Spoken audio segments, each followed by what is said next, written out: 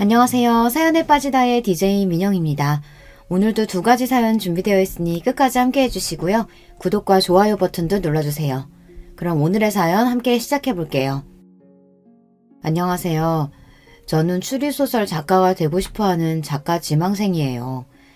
나이는 만으로 45살이고 두 아이도 키우는 주부이자 엄마이지만 지금은 치열했던 시기를 지나 시간적으로 여유가 되고 보니 뒤늦게 작가라는 꿈을 갖게 된 사람이죠. 지망생이라고는 하지만 아직 저에게 변변한 작품은 없답니다. 요즘 책을 읽고 서평이나 간단한 글을 쓰면서 습작을 하고 있어요. 그러던 차에 문득 제가 구독하고 자주 보는 여기 유튜브 채널에서 사연을 모집하고 있다는 글을 보았어요. 좋은 기회라고 생각하고 이렇게 제 이야기를 쓰게 되었습니다. 제 사는 이야기 한번 들어봐 주시겠어요? 제 이름은 규원이입니다. 어느 곳에서나 제 이름은 남자로 착각하는 경우가 어려서부터 종종 있었어요. 어릴 때 반 남자애들이 제 이름이 남자 같다는 이유로 놀리기 일쑤였어요. 전 억울한 마음에 왜 딸에게 이런 이름을 지어줬냐고 엄마에게 물었죠. 아빠가 아들을 많이 바라셨는데 태어난 네가 딸인 거 알고도 중성적인 이름을 지어주신 거야. 이렇게 말씀하셨어요. 그런데 이름만큼이나 제 성격 자체도 여성적이지는 못해요. 아주 이성적이고 감정을 자제하는 면이 우리 아버지를 많이 닮았다는 말씀을 많이 듣고 자랐죠. 제 생각에도 전 다른 여자들보다 감정을 자제하고 이치에 맞는 행동을 추구하는 점이 좀 남다르다 싶어요. 달달한 연애 드라마보다는 반전과 복수가 살아있는 드라마나 소설이 제 취향이고요. 그래서인지 어릴 때부터 저의 장래 희망은 검사였습니다. 나쁜 놈들을 법으로 처단하는 검사는 너무 냉철하고 지적으로 보여 제 꿈이었어요. 우리 아버지는 사회학과 대학 교수셨는데요. 어린 저에게 판검사가 딱 어울린다면서 제 꿈을 지지해 주셨습니다. 아버지는 완벽주의적 성격을 가진 분이셨어요. 우리 집은 이런 아버지 때문에 늘 먼지 하나 없이 반질반질하고 청결한 상태를 유지했고 전 어디서나 사람들 앞에서 항상 예의 있고 반듯한 모습으로 있어야 했어요. 학교 성적은 당시의 학창시절만큼이나 탑을 유지해야 한다고 강요하셨어요. 그리고 실수를 조금이라도 하면 자식이라거나 어린 나이라고 해도 용납해 주시지 않았어요. 아버지가 강의 자료나 책을 집필하시는 일을 전 국민학교 때부터 도와드렸는데요. 사실 10살 남짓한 아이가 글을 쓰다가 오타를 쓸 수도 있잖아요. 하지만 아버지는 심한 때는 손바닥 맴매를 할 정도로 엄하게 혼내셨습니다. 그런 환경에서 자라서인지 저는 늘 학교에서는 모범생이었고 아버지만큼이나 완벽주의 성격을 닮아갔습니다. 아마도 아버지와 저로 인해 가장 고통받는 분은 엄마가 아니셨을까 싶어요. 우리 엄마는 동화작가셨어요. 엄마는 감성이 풍부하셨고 자식인 저를 늘 따스하게 감싸주며 사랑을 표현해주시는 분이셨죠. 그런데 냉정한 성격에 감정 표현에 무뚝뚝한 남편에다 딸까지. 내 팔자가 그렇지. 상전을 2명이나 모시고 살아요 내가. 사람이니까 이 정도 실수할 수 있는 거지. 그거 좀 실수하면 부녀가 다 파르르 하니 원. 아주 찔러도 피 한 방울 안 나올 사람들이라니까. 엄마는 이렇게 한탄하고는 하셨어요. 하지만 전 엄마가 아주 좋았어요. 제가 속을 다 드러내고 겪었던 일이나 감정도 다 털어놓고 말할 수 있는 사람은 바로 우리 엄마였거든요. 엄마도 하나뿐인 딸이 유일한 대화 상대라고 하시면서 우리 둘은 친구처럼 모든 이야기를 하는 베스트 프렌드예요. 엄격하고 차가운 아버지라고 해도 두 분이 사랑해서 저를 낳으셨잖아요. 자식인 제가 볼 때는 우리 아버지와 엄마는 남녀의 부부관계라기보단 동료에 가까워 보였거든요. 자식인 제가 부모님의 부부관계가 정확히 어떤 관계인지는 잘 모르겠어요. 그래도 이혼이나 별거 한 적 없이 70이 다 된 지금까지 별탈 없이 잘 살고 계신 것 보면 그저 평탄하게 가정을 잘 유지하고 사셨다고 말씀드릴 수 있죠. 저는 평범하고 공부를 곧잘 하며 학창시절을 보낸 뒤 중앙대학교 법학과에 진학하게 되었습니다.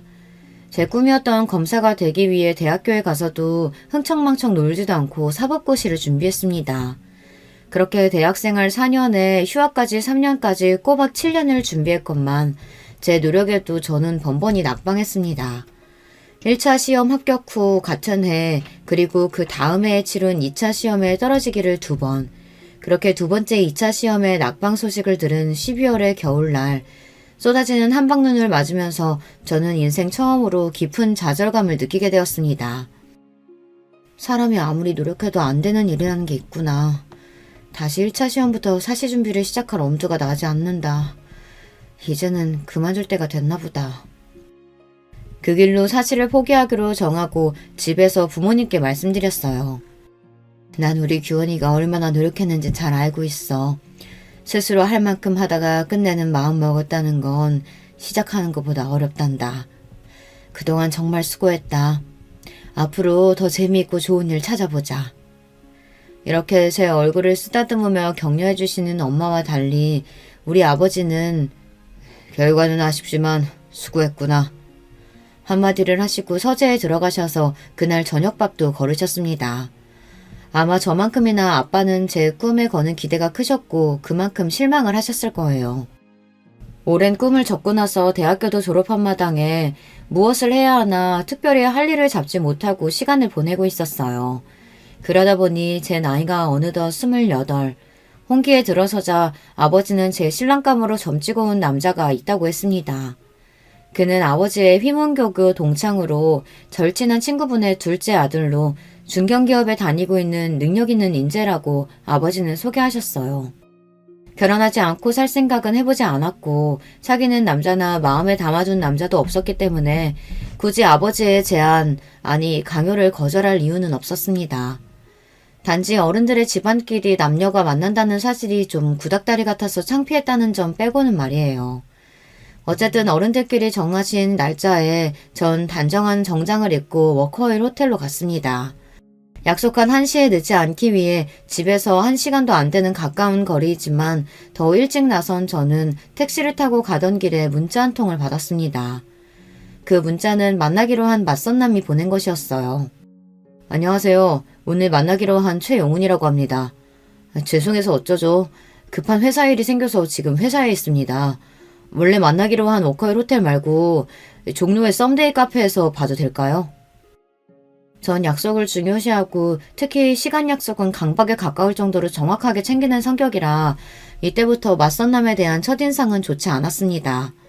피치 못할 사정으로 장소를 변경한다면 적어도 3시간 전에는 통보했어야 하는 것 아닌가요? 불쾌한 마음을 참고 행선지를 종로로 바꿔서 갔습니다. 카페에 가보니 맞선남은 이미 와서 저를 기다리고 있었어요. 저를 보자마자 자리에서 일어나서 허리를 굽혀 꾸벅 인사를 했습니다. 여기까지 오시게 해서 이거 초면에 실례가 많았네요. 최영훈이라고 합니다. 저희 아버지 친구분의 따님이시라고. 좋은 이야기 많이 들었습니다. 네, 만나서 반갑습니다. 저도 말씀 많이 들었어요. 영훈 씨는 네이비색 스트라이프 수트 정장을 입고 있었고 머리는 깔끔하게 빗어넘긴 멋있는 회사원의 모습을 하고 있었어요. 외모가 수려하다거나 매력이 넘쳐 흘러서 설렐 정도는 아니었지만 편안하고 인간적인 호감이 생기기에 충분한 사람으로 보였죠. 제 생각에 영훈 씨도 저를 보는 눈빛이 반짝인다거나 설레이는 느낌은 아니었던 것 같습니다. 그렇게 생각하면 여자로서 기분이 나빠야 하는데 저는 별로 아무렇지 않았습니다. 왜냐면 그 남자와 제가 애정이 샘솟아서 사랑으로 결혼하는 건 아니잖아요. 쇠땅이처럼 쉽게 뜨거워지고 쉽게 차가워지는 그런 사람도 그런 사랑도 제 스타일이 아닙니다. 남편은 저와 대화하면서 점점 제 이야기에 귀를 기울였어요. 아마 그 사람도 별 기대 없이 나왔는데 제가 파트너감으로 나쁘지 않았다는 계산을 했던 것 같아요. 저는 설립한 지 60년이 넘은 식품 제조회사 만나기업에 다니고 있습니다. 나이는 32이고요. 올해 막 과장으로 승진했습니다. 아, 초고속 승진이시네요. 32의 나이에 과장이면 빠른 편 아닌가요? 네, 입사 동기들 중 가장 빠르죠. 하지만 저는 여기에 만족하지 않습니다. 우리 아버지는 같은 기업에서 상무까지 지내시고 은퇴하셨지만요. 전 반드시 CEO 대표까지 달고 말 거예요. 이렇게 말하는 영훈 씨의 말에서 강한 야망을 엿볼 수 있었어요.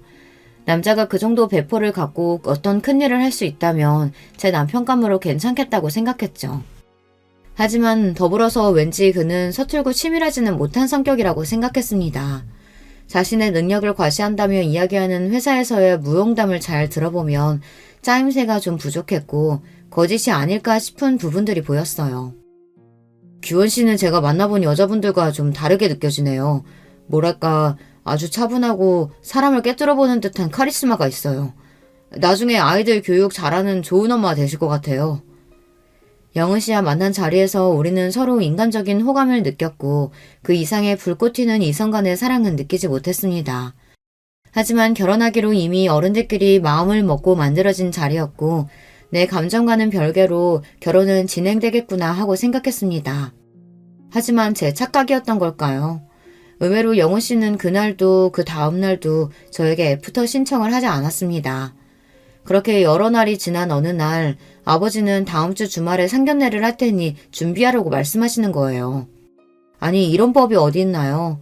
한 번 맞선 본 남자와 다음 약속이 상견례라니. 여러분은 이해가 되시나요? 아버지, 그 남자와 한 번 만났을 뿐이고 심지어 그 뒤로 애프터 신청도 없었고 우리 연락한 적도 없어요. 그런 사람과 바로 상견례라니 이건 납득이 안 되네요. 넌 그 남자가 싫으냐? 싫고 좋고의 말을 할 수 없을 정도로 모르는 사이예요. 모르는 사람과 어떻게 결혼 이야기를 하며 상견례를 할 수 있어요. 싫은 게 아니면 결혼해도 문제될 거 없지 않느냐. 너희들은 이미 결혼 예정하고 만난 것이니 상견례 한 뒤에 얼마든지 데이트하면 되는 일이고. 아버지의 말씀에 이상하게도 반박할 말이 없었습니다. 이럴 줄 알았으면 고시 공부하지 말고 연애라도 실컷 해볼 걸 처음으로 후회가 되었어요. 그렇게 그 맞선 남과의 두 번째 만남이자 상견례를 하게 되었어요. 우리 아버지와 영은 씨 아버지는 처음 만나자마자 부둥켜 안고 반가워할 만큼 가까운 사이였어요. 과거에 한 약속대로 우리가 사돈을 맺게 된다면서 참 좋아하셨죠. 하지만 상견례 분위기는 마치 이상한 연극과 같았죠. 가장 친하고 이 분위기를 주도해야 할 결혼 당사자인 저와 영은 씨는 뻘쭘하게 앉아서 간간히 가벼운 이야기만 서로 나누었어요. 그날 잘 들어갔죠? 미안해요. 제가 연락을 드렸어야 했는데 요즘 회사 일이 너무 바빠서 말이죠. 괜찮습니다. 다 큰 성인인데 당연히 잘 귀가했죠. 네. 그런데 취미는 어떻게 되세요? 독서요. 어쩐지 규원 씨 이미지가 지적이라서 그런 취미일 것 같았어요. 주로 어떤 책 읽으세요? 추리소설이나 범죄소설 좋아해요. 스티븐 킹이나 히가시노 게이고 아세요? 이렇게 결혼할 당사자가 하는 대화라는 게 처음 만난 사람같이 낯선 거였어요. 헌데 서로 낯설어야 할 양쪽 아버님들은 야 이 자식아 해가면서 너무 친밀하고 화기애애한 분위기였어요. 거기에 어머님들은 딱히 어찌할 할 바를 모르며 음식만 드시거나 어디 눈둘 데도 없이 불편해하셨습니다. 특히 영훈 씨 어머님은 정말 이상한 반응을 보이셨어요. 일단 저를 처음 보시자마자 그분은 얼어붙어 계셨죠. 그리고 쭉 찢어진 눈으로 한참을 제 아래의 위를 살펴보시고는 기가 차했습니다. 자신의 남편과 우리 아버지, 어머니를 모두 뚫어져라 보곤 자신의 감정을 억누르는 듯 했어요. 이후 인사하는 제 목소리를 듣고도 잠깐 멈칫하더니 불안한 반응까지 보였습니다. 저는 이분이 오늘 어디가 아프신가 싶어서 어디 불편하신가요? 말씀 주시면 도와드릴게요. 됐어요. 처음 만난 예비 며느리에게 과하게 쌀쌀맞은 반응이었습니다. 이렇게 기묘한 상견례 자리에서 어색한 결혼 당사자들과 불편함이 가득한 어머님들에도 불구하고 결혼식 날짜와 장소까지 일사천리로 잡혔습니다. 무려 2달 반 뒤에 급박한 날짜였지만 양쪽 아버지들의 추진력으로 결혼 준비는 빠르고 차질없이 이뤄졌어요. 영훈 씨와 데이트 10번도 못 채우고 우린 결혼을 했습니다. 하지만 우리 엄마는 결혼식 전날 제 손을 잡고 걱정 가득한 얼굴로 말씀하셨어요. 규원아, 아무리 아버지가 무섭다고 억지로 결혼해선 안 돼. 10번도 안 만난 남자에게 네 인생 맡기는 것이 난 아무래도 걱정되는구나. 저도 이런 결혼이 있나 싶게 어이없긴 해도 그래도 엄마, 그 사람이 싫거나 밉진 않아요. 인간적인 호감도 있으니 잘 살아볼게요. 너무 걱정 마요. 아니, 영훈이보다도 그 집 엄마 말이다. 상견례 때 봤을 땐 인상이 너무 아니더라. 반응도 좀 이상했고 말이야. 가뜩이나 시댁에서 시모 자리는 중요한데 그때 너를 보는 눈빛하며 말투가 마치 원수 보듯 한 게 말이지. 내 딸을 그런 집에 보낸다는 게 난 너무 꺼림칙하다. 번갯불에 콩 구워 먹듯 한 결혼이었지만 엄마의 걱정과 달리 결혼 생활은 평온했습니다. 전 남편이 회사에 간 사이 오전에는 집안일을 해놓고 오후에는 도서관에 가서 남편이 부탁한 자료를 찾고 검토해서 요약까지 해놨어요. 그리고 제가 좋아하는 책을 보다 근처 카페에 들려서 음악을 들으며 커피 한 잔을 하고 집에 돌아옵니다. 남편의 저녁 준비를 하다가 남편이 집에 오면 같이 저녁을 먹고 하루의 이야기를 하다 같이 잠이 듭니다. 이런 전업주부 생활이 전 안 맞는 옷과 같을 줄 알았는데 의외로 재미있고 마음의 평온함을 주는 생활이라 잘 적응하면서 지내고 있었어요. 제가 이해심이 깊고 성격이 무던한 편이라 같이 지내기에 편안하고 회사 일에도 많은 도움을 주고 있다며 남편은 고마워했어요. 남편은 그동안 만난 여자들이 감정 기복이 크고 변덕스러웠는지 저 같은 여자는 처음 본다며 변변히 신기해했습니다. 어느 날 남편 회식 자리에서 후배분이 제게 연락을 했습니다. 최 과장님이 너무 많이 취해서 사모님이 모시러 와주셔야겠다고요. 차를 몰고 종로로 가보니 남편은 인사불성의 상태였고 저는 동료분의 도움으로 남편을 차에 태워 집으로 운전하는 중이었습니다. 남편은 잔뜩 취한 채로 제 손을 잡고 다른 여자의 이름을 부르기 시작했습니다. 소영아 보고 싶다. 미안하다. 그 여자가 누구인지는 모르겠지만 짐작은 할 수 있었어요. 남편이 저와 선을 보기 전에 이야기를 얼핏 들었기 때문입니다. 남편은 소영이라는 여자와 군대 다녀와서부터 사귀었고 많이 사랑하는 사이였다고 해요. 결혼을 약속할 만큼.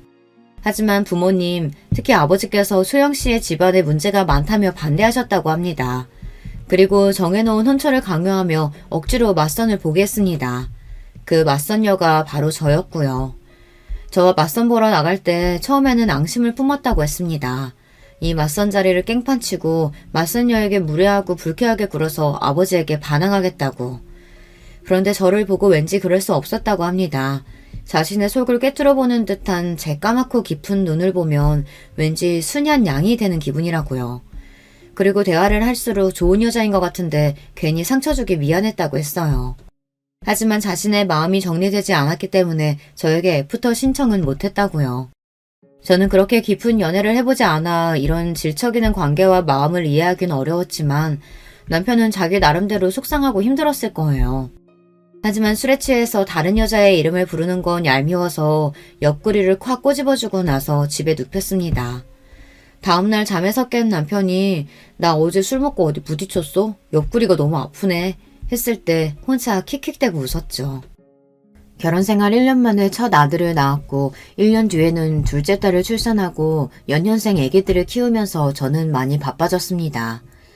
나는 우리 엄마처럼 무한한 사랑을 베풀지는 못할 거라고 생각했는데 아이를 낳아 키워보니 의외로 전 모성애가 강한 여자임을 알게 되었어요. 자식이 먹는 것만 봐도 배부르다. 눈에 넣어도 아프지 않을 만큼 이쁘다. 이런 말이 그냥 하는 말이 아니라 정말 제 심정이 꼭 그랬습니다. 아이들이 하는 일이면 자잘못을 따지지 않고 그저 예쁘고 그저 봐주고 싶은 마음이 가득했으니까요. 냉철한 제가 이럴 줄은 정말 몰랐어요. 출산과 육아는 정말 놀라운 경험인 것 같아요. 그때부터 저의 인생은 아이들뿐이라고 해도 과언이 아니었습니다. 어차피 남편은 회사에서 성공하는 야망을 가진 남자로 평일에는 밤늦도록 회사에 있고 주말에는 윗사람들에게 잘 보이기 위해 그들을 따라 골프며 등산이며 다니느라 바빴습니다. 그리고 이 남자에게는 부성애 같은 것은 없어 보였어요. 우리 아이들과 잘 놀아주거나 교육에 관심을 갖지 않았거든요. 다른 집 여자들은 이런 얘기를 들으면 서운하겠다, 남편에게 바가지라도 긁어봐라 이렇게 이야기했지만 저는 아무렇지도 않았습니다. 이 남자가 가정적이고 애들을 살뜰히 챙길 만한 위인이 못 된다는 것을 임신 초기에 깨달았기 때문이에요. 제가 입덧이 심했던 임신 3개월 때의 일이 생각나네요. 저는 원래 식탐이 없고 평생 소식하던 사람인데 입덧 때는 갑자기 음식이 안 먹히다가 또 갑자기 음식을 한꺼번에 많이 먹는 이상한 경험을 했습니다. 여보, 일주일 동안 음식이 안 먹혀서 물밖에 못 먹었는데 갑자기 오늘 새벽부터 아구찜이 너무 먹고 싶어요. 퇴근할 때 회사 근처 단골집에서 포장해 줄 수 있어요? 남편이 회사에 있을 때 전화해서 이렇게 부탁했어요. 나 오늘 회식이라 안 되겠어. 회식 끝나면 거기 가게 문 닫을걸? 당신이 회식하는 중간에 나가서 포장해 오면 되지 않겠어요? 내가 먹고 싶다기보다는 뱃속에 아이가 먹고 싶은 것 같아요. 자기가 먹고 싶으면서 애기 핑계는. 그냥 참으면 안 돼? 아구찜이 뭐라고. 모냥 빠지게 회식하는 남자가 중간에 나가서 마누라 걸 사가겠어? 남편은 이렇게 단칼에 거절하고선 그날도 술이 떡이 돼서 밤늦게 귀가했습니다. 남편은 원래 저나 애들을 잘 챙기지 않는 무심한 남자라는 걸 잘 알고 있고 어지간한 일에는 서운해하지도 않는 저였지만 이때는 임신한 때라 그런지 너무하다는 기억이 아직도 있어요. 남편은 그저 열심히 일하고 돈을 벌어오는 가장일 뿐 남편의 역할도 아버지의 역할도 잘 하지 못한 사람이었습니다. 그리고 사실 남편이 회사에서 일하는 성과의 절반은 제 몫이라고 생각합니다. 남편이 회사에서 CEO까지 오르겠다는 야망에 비해서 가진 능력은 부족한 사람이었어요. 머리를 잘 굴려서 전략을 갖고 계획적으로 일을 하지도 못했고 사람들을 카리스마 있게 통솔하는 능력도 없는 사람이니까요. 제가 생각했을 때 유일한 능력은 눈치가 빠르고 윗사람들에게 자신을 숙이고 아부를 잘한다는 것일까요? 물론 이것도 회사에서 성공하는 데에는 중요한 덕목입니다. 하지만 그 사람의 부족한 전력이나 사람들을 관리하는 부분은 전적으로 제 도움이 컸습니다. 덤벙거리는 성격 탓에 회사에 기일 내에 보고하고 제출해야 할 서류를 종종 잊는 일이 많았습니다. 신혼 때는 그런 남편의 심부름으로 자주 회사에 가야 했어요. 이젠 아예 제가 회사의 중요한 서류는 따로 제 USB에 복원하거나 클라우드 공용 서버에 넣어놓고 있다가 남편이 필요할 때마다 바로 회사 메일로 전송해 주었습니다. 남편은 문서를 카테고리별, 날짜별, 중요도 순으로 정리하는 법도 몰라서 제가 다 정리해서 자료를 관리하고 있을 정도였으니까요. 오래된 중요한 자료는 남편 스스로 찾지도 못하고 제가 찾아주어야 했습니다. 정말 비서가 따로 없죠. 남편은 결혼할 당시 이미 초임 과장 직급이었어요. 과장 이상이 되면 실무 능력만큼이나 부하 직원을 관리하는 능력이 점점 중요해집니다. 남편은 밑에 사원 대리급과 마찰이 생길 때마다 감정적이고 급하게 처리하려는 경향이 강했어요.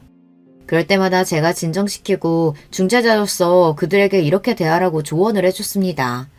막상 내 말대로 해보니 부하 직원들은 점차 남편에 대한 반감을 거두고 지시를 잘 듣게 되었습니다. 그리고 부서에서는 남편이 부하 직원들 통솔을 잘한다며 인사고과를 잘 받을 수 있었죠. 그래서 하루에도 여러 차례 전화를 걸어오는 남편은 저에게 회사에서 일어난 이런저런 이야기를 하며 저에게 조언을 구하고는 했어요. 제가 지인들과 모임 자리에 있을 때 이렇게 남편 전화를 받는 모습을 보고 어떤 엄마는 부러워했어요. 어머, 우리 남편은 회사에 있을 때 전화 한 통도 안 하는데 규원 씨 남편은 아내가 이렇게 보고 싶으신가 봐. 몇 번이나 전화를 하시네요. 규원 씨 정말 사랑하나 봐요. 이렇게 속모르는 말씀을 하셨어요. 저는 굳이 거기다가 대고 별다른 말 하지 않고 슬며시 웃을 뿐이었습니다. 사랑은커녕이요. 그냥 아무것도 할 줄 모르는 어린아이 가르치는 것일 뿐이죠. 그 이외에 신제품 개발 출시 등 회사에서 내리는 중요한 결정에도 제가 꼭 필요했습니다. 소비자의 기호나 선호도 등 마케팅 자료를 찾아서 분석한 뒤 남편에게 의견을 주면 제 말대로 회사에서 결정하고 발표했으니까요. 심지어 집에 와서 회사 기획안 가이드나 전략 방향 등은 제가 잡아주고는 했습니다. 이런 걸 보면 남편은 회사에서 얼굴 마담이고 실제로는 제가 일한 것과 다름없어요. 거의 저의 마리오네트 수준입니다. 다행히도 남편은 회사에서 승승장구할 수 있었어요. 연봉은 같은 연차 대비 최상위로 이미 1억이 넘어섰고 그 이후에도 늘 연봉이 높았어요. 어느 주말 남편이 아버지께 부탁드릴 일이 있다며 시댁에 방문하자고 했습니다. 아버지, 우리 인사팀 상무님이 아빠 후배 맞죠? 저 이번 미국 파견원으로 나가고 싶은데 힘 좀 써주세요. 아, 나랑 돈독했던 후배놈이니 어렵지 않을 거다. 그런데 왜 파견원이냐? 파견 근무면 애들이랑 시원애미는 같이 못 가지 않니? 이왕이면 주재원으로 가족들 다 같이 가서 애들 미국에서 학교도 보내면 더 좋지. 뭐? 안 돼. 우리 아들이랑 손자들 미국 가면 잘 못 볼 거 아니야. 아들, 꼭 미국 가야겠니? 널 보낼 생각하면 엄마는 벌써부터 가슴이 아프단 말이야. 몇 년이나 있는다고 가족들을 다 같이 가겠어요. 괜히 고생만 하지. 여보, 이런 이야기는 미리 나랑 상의했으면 좋았을 텐데요. 우리 애들 미국에서 지내는 것도 좋은 경험일 것 같아요. 회사 일로 한국에 들어와야 하면 당신만 들어오고 제가 미국에서 애들 케어해도 괜찮아요. 얘, 너는 무슨 말을 그렇게 하니? 우리 아들만 죽어라 고생하다가 하라는 거 아니야? 신세 좋게 집에서 애들이나 키우면서 바깥 일은 남편이 하자는 대로 하면 따르는 거지. 난 우리 명훈이가 미국 가서 자기 뜻 펼치는 게 좋겠구나. 엄마가 따라가도 되지? 남편 회사 일 결정을 실제로 제가 다 하고 있다는 얘기를 하고 싶었지만 시몬은 아주 감정적인 분이고 말이 통하지 않아서 전 아무 말 하지 않고 가만히 있었습니다.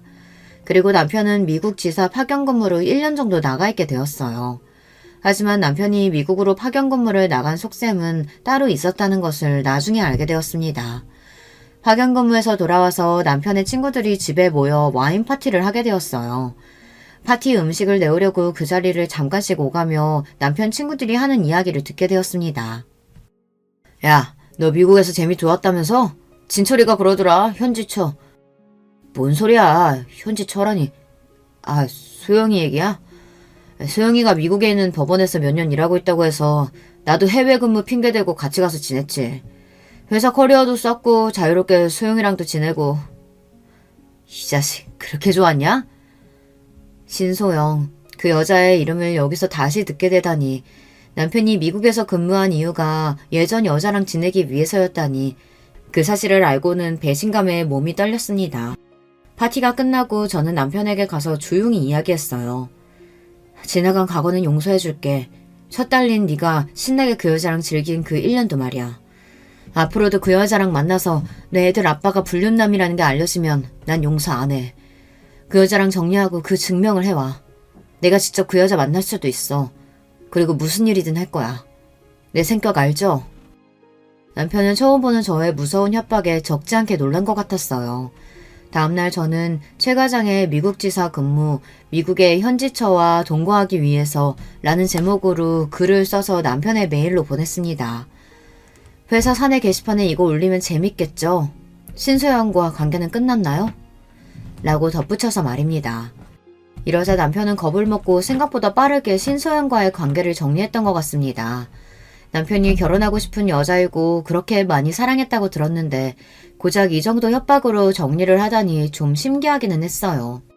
역시 남녀간의 사랑이란 참 덧없구나 싶고 대단한 사랑이 아니라 그저 불륜이었을 뿐인 건가 싶어서 비웃음이 나더군요. 제가 말씀드렸잖아요. 남편은 그렇게 치밀하지 못하다고요. 자기가 하는 거짓말들을 제가 다 속아 넘어갈 거라고 생각하니 어이가 없었어요. 밖에서 여자애는 술집 가서 놀고 오는 건 이미 알고 있고요. 그렇게 한번 놀고 오는 거 정도는 별소리 없이 넘어가 줬을 뿐입니다. 그리고 그 남자는 자신의 커리어와 인생을 희생할 만큼 누군가를 깊이 사랑할 만한 위인이 못 된다는 것을 아내인 제가 알고 있어요. 남편이 바람 폈다는 일은 그래도 제가 감당할 수 있었어요. 결혼 생활 동안 감당하기 힘들었던 사람은 바로 시모였습니다. 사람이 누군가를 너무 미워하면 우린 그렇게 생각하잖아요. 상대방이 그만큼 미워할 짓을 했을 거라고요. 그런데 제가 당해보니 전혀 아닌 경우도 있더라고요. 시모는 그냥 저를 처음 봤을 때부터 못 볼 것을 본 것처럼 놀라고 소름끼쳐 했습니다. 제가 입을 여니 더욱 저를 뻔히 쳐다보면서 그냥 제가 싫다고 하네요. 학벌도 집안도 성격에 문제가 있어서가 자신에게 뭘 잘못해서가 아니고 그냥 싫다고 하니 당하는 당사자로서 미치고 팔짝 뛰겠더군요.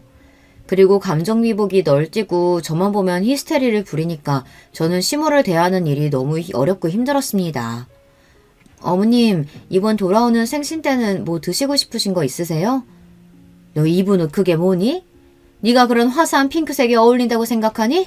아휴, 꼴 사나워서 못 보겠네. 이렇게 질문에 전혀 엉뚱한 대답을 하는 데다가 밑도 끝도 없이 제 옷차림을 보기 싫다고 하는 날도 있었습니다. 시모는 제가 남편 옆에 앉아있는 것도 싫어했습니다. 남편 옆에 제가 있으면 그 사이를 비집고 들어와서 자기가 앉거나 남편을 불러내거나 아니면 저에게 다른 일을 시켰어요. 그래서 전 시댁에 가면 무조건 따로에 혼자 앉아있는 것이 편합니다. 절 잡아먹을 것 같이 구는 시모도 싫고 남편 옆에 있으면 못 살게 구니까요. 시부는 그래도 말이 통하는 이성적인 분이십니다. 며느리 사랑은 시부라고 하더니 이 집안에서 따스하게 대해주시는 분은 시부뿐인 것 같아요. 시모가 구박하면 조용히 제게 와서 손을 잡고 미안하다 아가. 내가 부덕한 탓이구나. 하고 저를 위로해 주셨어요. 왜 시부가 미안하다고 하는지 이해가 안 갔지만 누군가 내 편이 있다는 일이 이렇게 든든한지 미처 몰랐죠. 시부는 남편과 시모 몰래 저를 챙겨주시는 부분도 많았습니다. 생일이나 기념일에 꽃바구니를 배달시켜 주시고 아무 날도 아닌데 저만 보면 용돈을 자꾸 주시려고 해요. 아마도 히스테리 부리는 시모를 견디는 며느리가 남편 내조 잘하는 며느리가 이뻐서일 거라고 추측해봅니다. 하지만 시부에게도 이상한 부분이 있었습니다. 어느 날 시댁에 저 혼자 남아서 집안 곳곳을 구경하고 있었어요.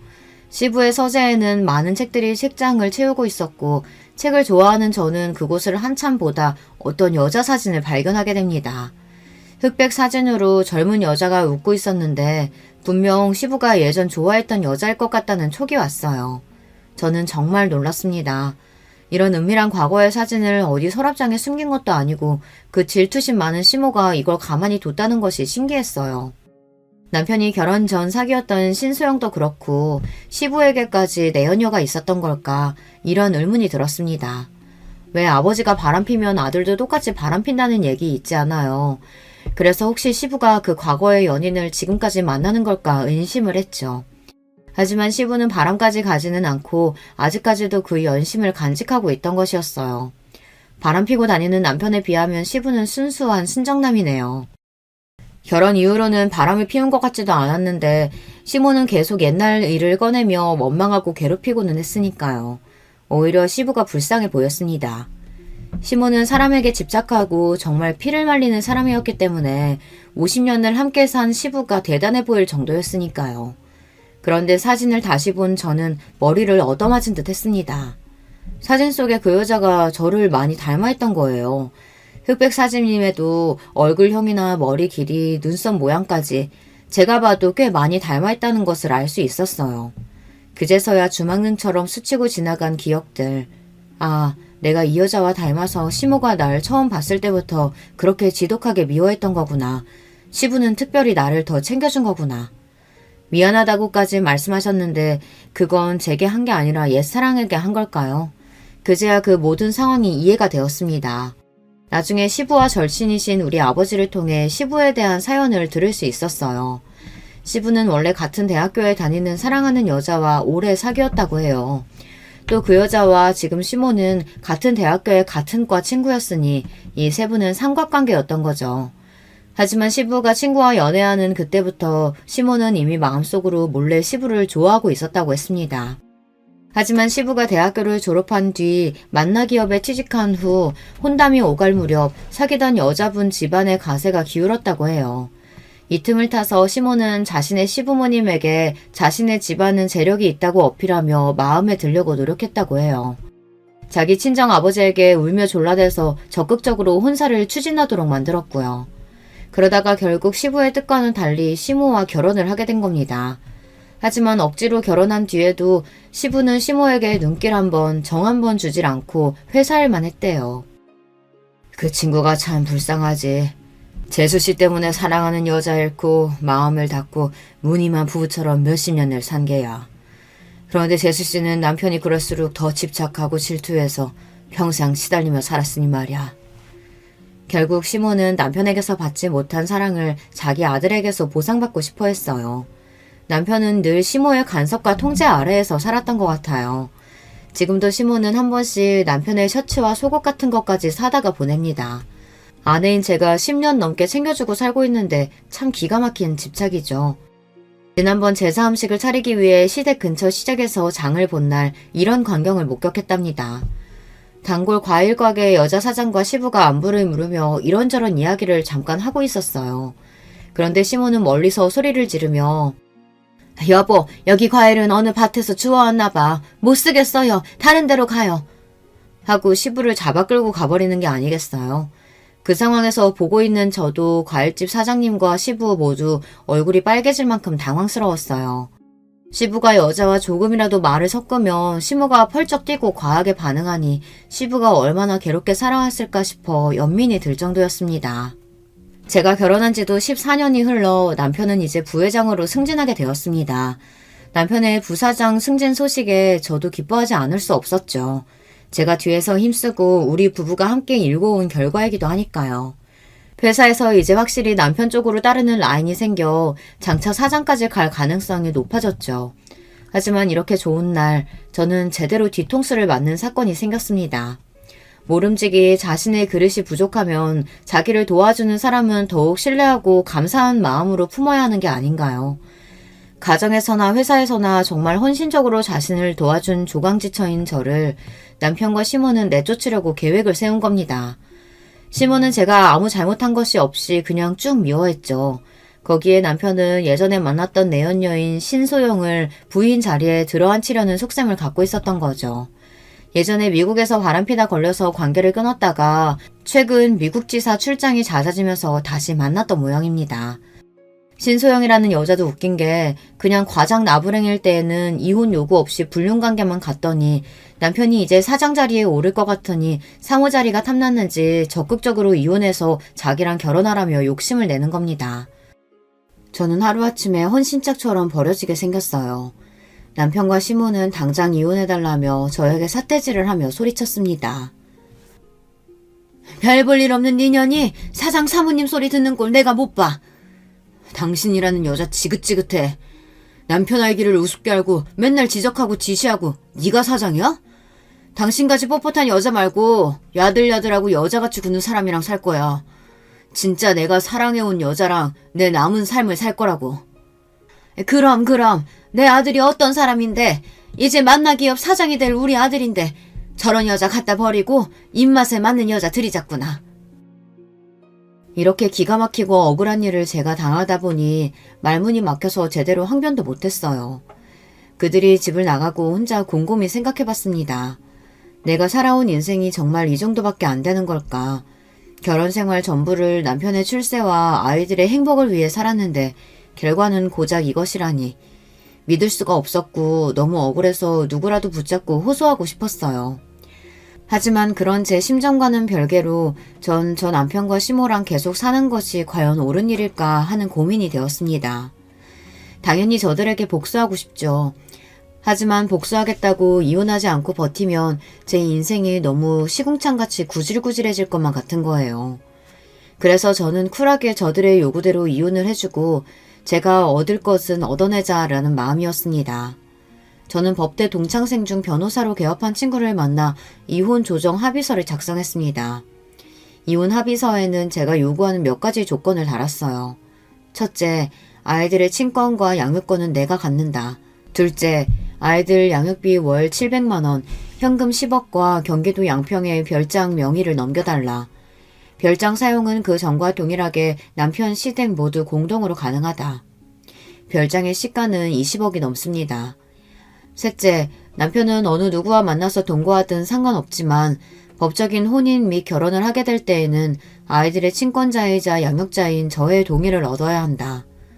왜냐하면 신소영이 법적 배우자가 되면 남편 재산에 대한 권리가 생길 것이고 둘 사이에 자식이라도 낳게 된다면 나중에 우리 애들에게 갈 유산은 확연히 줄어들 테니까요. 그리고 변호사는 따로 남편에게 협박 아닌 협박의 말을 덧붙였습니다. 아내분은 남편이 회사에서 횡령한 증거와 거래하는 벤더업체에서 로비받은 증거 등을 갖고 계시더군요. 남편분의 회사 생활을 끝낼 수 있는 많은 비밀을 알고 계신 것 같으니 조심하시는 편이 좋겠습니다. 저와 변호사가 나중에 복수를 위해서 치밀하게 세운 이 이혼 조건을 남편은 순순히 수용했습니다. 명석하지 못한 남편은 이 조건들이 어떤 것을 의미하는지 장차 어떤 일이 생길지 예측하지 못하는 위인이니까요. 오히려 시모는 현재 우리가 함께 살고 있던 일원동 빌라에 대해 재산 분할을 하지 않아 다행이라며 그가 10억과 별장 명의 따위 얼마든지 줄 수 있다고 좋아했습니다. 일원동 빌라는 시가가 40억 가까이 되지만 저는 그것은 탐나지 않았습니다. 애들의 양육비와 현금 10억으로도 앞으로 생활하는 데 불편함이 없을 거고 양평 별장은 당장 팔 필요는 없지만 다른 이유로 저에게 필요했습니다. 이 별장이 어떻게 쓸지 여러분께 조금 뒤에 제가 알려드릴 예정이니 조금만 기다려주세요. 시모는 제가 이혼할 때 의기양양한 얼굴로 이런 말을 남기고 헤어졌습니다. 너 그동안 내가 왜 그렇게 너 미워했는지 궁금했지? 궁금했을 게다. 이제 남이 되니까 솔직히 얘기하면 넌 신기할 정도로 그 잡것하고 닮았어. 처음에는 너희 엄마가 그 여자인가 착각했을 정도로 넌 그 여자랑 닮았다. 내 남편과 서로 사랑했던 그 여자, 김혜선. 중저음 목소리 톤하며 까만 생머리에 창백한 얼굴, 동그란 눈썹. 그래서 널 처음 본 순간부터 지금까지 난 네가 몸서리치게 싫었다. 이제 내 아들과 헤어지게 되니 아주 속이 후련하네. 앞으로 다시는 보지 말자. 자기 남편과 닮았다는 이유 하나만으로 며느리를 미워하고 살았다니 시모는 정말 질투에 눈이 먼 나머지 정신이 어떻게 된 게 아닐까요? 남편과 시모의 밑바닥까지 보게 된 저도 무능력하고 바람핀 남편도 사이코 시모도 더 이상 함께하기 싫었어요. 제가 이혼하는 과정을 지켜본 우리 친정 부모님은 너무 충격을 받으셨어요. 특히 결혼을 무리하게 추진했던 아버지는 저를 볼 면목이 없다며 너무 미안해하시고 자책하셨죠. 하지만 저는 괜찮았습니다. 결국은 그들에게 복수할 것이니까요. 그래서 전 이혼 때문에 좌절하거나 우울해하지 않았어요. 이혼 뒤 부모님이 사시는 대치동 아파트에서 아이들을 키우며 살게 되었습니다. 아이들은 제가 열심히 뒷바라지하고 교육한 만큼 성실하고 또 공부도 잘하며 심성이 반듯하게 잘 자라고 있어요. 딸은 미술 유학을 가고 싶어 했기 때문에 남편이 보내주는 양육비가 부족해졌습니다. 저는 양육비를 200만 원 높여달라고 요구했습니다. 하지만 남편은 이를 거절했고 너랑 애들 쓸 양육비도 이젠 아까워서 안 줄 거야. 억울하면 소송 걸어봐 어디. 우리나라 법상 아무리 이혼합의 조건으로 양육비를 약속했더라도 안 보내면 어떻게 할 수단이 별로 없습니다. 압류 등으로 강요할 수가 없기 때문이죠. 아마 어디서 이런 이야기를 주워 듣고서 이렇게 버티는 모양인데 저는 자신의 핏줄인 아이들에게 대해 책임감까지 져버린 이 사람을 더 이상 용서할 수 없었습니다. 그리고 제가 갈고 있던 복수의 칼날을 이제 꺼내들기 시작합니다. 우선 남편의 회사 게시판에 익명의 제보글을 작성해서 올렸어요. 제목은 최 부사장의 도덕적 해이와 비리를 고발합니다. 포함된 내용은 남편이 회사에서 공금을 횡령한 내용이었습니다. 해외 출장 명목으로 개인적으로 여행하고 즐긴 회사 비용, 거래하는 벤더 업체에서 로비로 술자리 접대와 현금 및 금괴를 받았던 일들을 상세히 적었습니다. 그리고 사내 비서와 불륜한 일도 함께 제보했습니다. 남편은 저를 내쫓고 자기의 사랑이라던 신소영과 동거하면서도 회사에서는 비서와 놀아난 것입니다. 정말 말도 안 되게 저지른 사람입니다. 이것만으로 끝난다면 저의 진짜 복수가 아닐 거예요. 남편 회사의 사장님에게 익명으로 퀵 우편을 보냈습니다. 거기에는 우리 양평 별장에서 남편이 회사 임원들과 정부 관료들에게 로비로 접대하며 매춘부들과 놀았던 영상이 담긴 USB를 넣었습니다. 저는 사실 시댁의 양평 별장을 이용하면서 10년 전 몰래 CCTV를 설치해 여기에서 일어난 일들을 녹화하고 있었어요. CCTV를 달게 된 계기는 남편이 이 별장에서 내연녀를 데리고 와서 놀았던 것입니다. 나중에 증거나 협박 수단으로 쓰기 위해 달았던 것이 이렇게 지금 중요한 복수의 수단이 되었어요.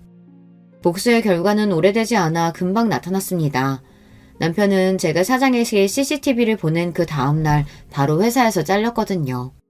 그리고 남편은 사내 게시판 제보로 자신의 파렴치하고 무능력함이 만천하에 퍼졌습니다. 회사에서 잘린 뒤 어느 기업에서도 남편을 써주지 않을 것이 명백했습니다. 남편과 시모는 사장 자리까지 생각했을 텐데 얼마나 실망하고 좌절했을까요? 제 복수는 하나 더 남았습니다. 제가 억울하게 쫓겨날 때 시부는 말도 안 되는 일이라며 저와 함께 슬퍼하고 원통해했습니다. 그리고 시부는 우리 친정아버지와 한잔하러 친정집에 들르실 때마다 늘 저에게 미안해하시고 따로 아이들 양육비를 챙겨주셨습니다. 술에 취해서 시부는 한 번씩 마음속 소망을 꺼내고는 하셨어요. 시모와의 황혼 이혼 말입니다. 제 복수로 남편이 회사에서 쫓겨난 과정의 일을 알게 된 시부는 이제 아내만이 아니라 아들에 대해서도 깊은 실망을 느끼시고 진지하게 이혼을 고민하셨습니다. 그리고 그 고민하시는 과정에서 우리 친정아버지와 제가 거들어서 결국 시부는 시모에게 이혼을 요구하고 그 집에서 나오셨습니다. 시부가 나오면서 시모는 자존심도 없는지 시부에게 매달려서 울고불고 난리였어요. 이제 와서 당신 왜 이래요? 우리가 함께 산 세월이 얼만데 제발 나 버리지 마세요. 난 그 50년 세월 동안 한순간도 당신을 마음에 담아둔 적이 없다는 거 당신도 알지 않소? 우리 앞으로 살 날이 얼마나 남았다고. 이제 각자 편하게 삽시다. 난 당신과 1분 1초도 함께 살 수가 없어. 아, 당신 이러는 게 결국 김혜선 그년한테 가는 거야? 당신이 아직까지 그 여자 마음에 품고 있는 거 내가 모를 줄 알아? 미친 소리 그만해. 그 여자는 죽은 지 10년도 더 됐어. 젊은 시절 사랑했던 일 하나 때문에 당신은 결혼 내내 나를 괴롭혔다고. 미저리같이 정신병자인 당신과 내 남은 하루도 함께 살고 싶지 않아. 그리고 시부는 매정하게 시모를 내치고 집을 나가버렸습니다.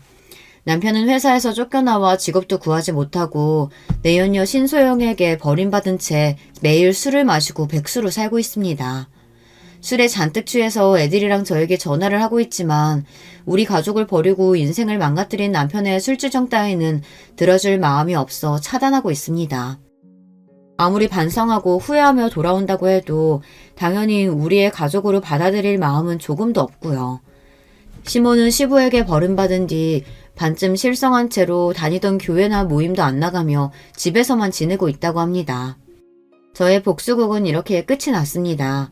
지금까지 제 사연을 들으신 여러분 어떠세요? 제가 너무 매정했던 걸까요? 이따금 제가 이렇게까지 남편과 식모에게 복수한 것이 후회가 되고 있어요. 너무한 게 아닌가 싶어서요. 하지만 아무 잘못 없이 하루아침에 내쳐진 저와 부모의 이혼으로 상처 입을 아이들을 생각하면 제가 한 복수는 통쾌했고 나쁜 인간들에 대한 벌이라는 생각도 들어요.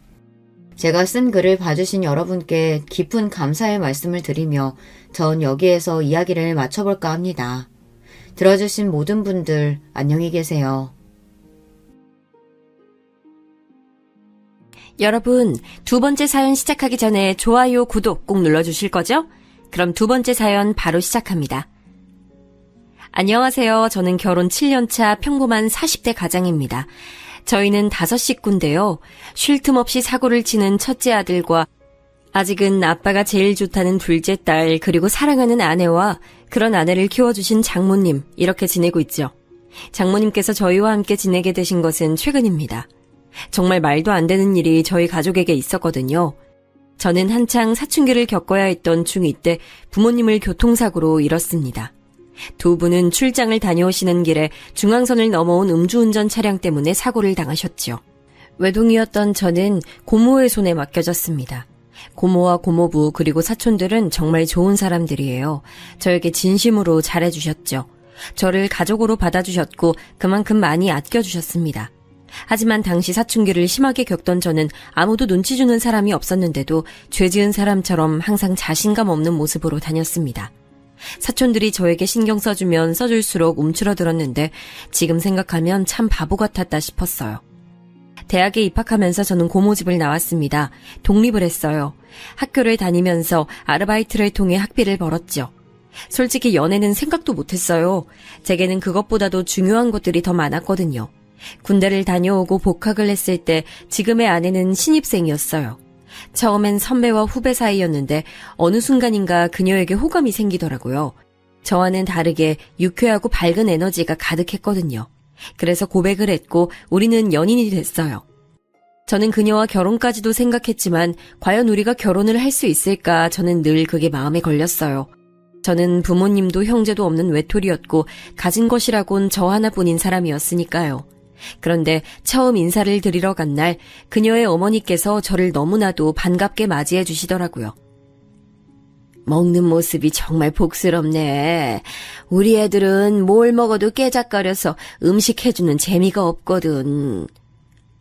정말 맛있습니다. 어떻게 만드셨는지 레시피가 궁금할 정도예요.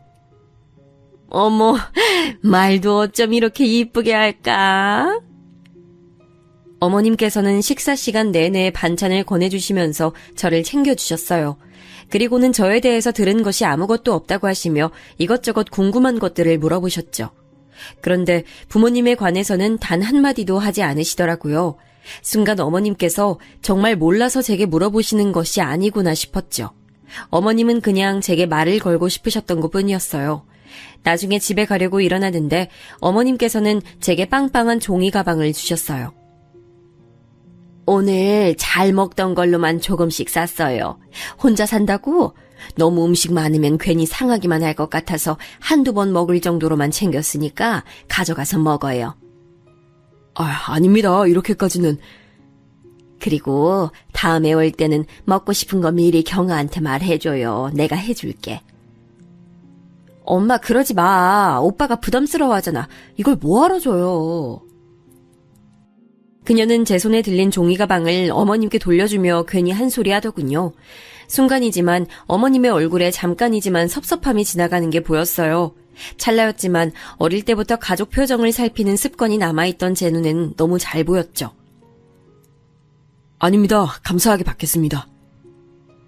오빠, 엄마가 괜히 그러시는 거야. 굳이 신경 쓰지 않아도 돼. 나 주셨는데 왜 네가 그래. 가져갈 거야. 어머님은 제 말에 활짝 웃으시면서 제 손을 꼭 잡아주셨어요. 그러면서 천천히 토닥이시며 말씀하셨죠. 다음엔 우리말 편하게 해요. 어머니라고 불러주면 더 좋고. 네, 어머니. 제 대답이 마음에 드셨는지 어머님께서는 저를 꼭 안아주시면서 반찬 떨어지면 꼭 놀라오라고 하셨죠.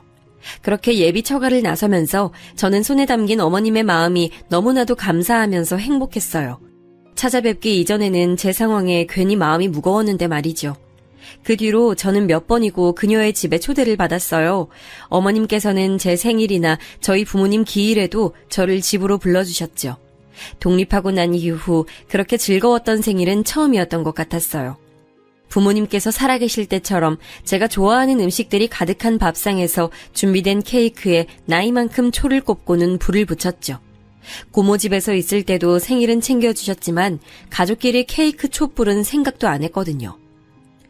이건 사위가 아니라 아들이네, 아들. 그러니까 이러다 우리 자리 뺏기겠어. 엄마, 어떻게 우리 다 오빠를 더 좋아하는 것 같아. 몰랐니? 너희 백을 데리고 와봐라. 내가 봤구나. 와, 말이 심하네. 어떻게 그래, 엄마? 예비처남은 식탁에 자기가 좋아하는 음식이 하나도 없다고 우는 척을 하면서 투덜거렸어요. 그 모습에 자리에 앉은 사람들은 모두 다 빵 터지고 말았죠. 그렇게 저희는 가족들의 축복을 받으면서 결혼식을 올렸어요. 아내는 분가를 원했지만 저는 꼭 어머님을 모시고 살고 싶었어요. 회사도 가깝기도 했지만 어머님과 함께 지내고 싶었거든요. 아내는 처가살이 시키고 싶지 않다고 강력하게 말했지만 저는 전혀 그런 생각이 들지 않았기에 아내를 설득했어요. 하지만 아내보다도 더 큰 벽은 어머님이셨어요. 아이고 무슨 소리야. 이서방이 왜 여기 들어와서 살아. 됐어. 신혼인데 둘이서 알콩달콩 재밌게 살아봐야지. 애도 가져야 하고. 어머님, 저 눈치 주실 거예요? 막 처가살이 시키실 거예요? 내가 우리 사위한테? 그럴 리가. 보고만 있어도 아까운데 무슨 그런 말을. 그런데 왜 자꾸 오지 말라고 하세요? 어머님께서는 끝까지 반대를 하시더라고요. 그래서 저희는 마침 처가가 있는 아파트 같은 라인에 빈집이 있기에 그곳을 신혼집으로 정했죠. 아내는 이게 무슨 경우냐고 한참을 웃었지만 그래도 싫은 눈치는 아니었어요. 어머님께서도 그렇게까지 하는 거냐고 웃기만 하셨죠. 신혼여행을 다녀오고 나서 저희는 각자의 생활을 시작했어요. 결혼해서 달라질 것이라고 생각했던 것에 비해서 저희는 크게 변한 것이 없었어요. 아침은 가볍게 먹고 저녁은 항상 처가에 들려서 먹고 왔죠. 이럴 거면 그냥 여기서 살아. 무슨 밥을 맨날 먹으러 와? 엄마, 식비 받아, 식비. 너도 안 내는 식비를 왜 우리 사위가 내야 돼? 넌 어디 엄마한테 식비 준 적 있니? 처남, 걱정 마. 당연히 식비 드려야지. 아이고 너도 그 돈으로 우리 사위 점심이나 든든히 먹어. 어머님 밥이 너무 맛있어서 다른 건 들어가지도 않아요. 아내는 왜 이렇게 넉살이 좋아졌냐고 혀를 내둘렀어요. 연애할 때는 전혀 몰랐던 모습이라고 하면서 제 옆구리를 푹 찔렀어요. 오빠, 적당히 먹어. 이러다 배 나오겠다. 어머니, 저 배 나왔어요? 이렇게 말랐는데 배는 무슨 많이 먹는 것도 아니구만. 괜히 먹는 걸 가지고 그런다.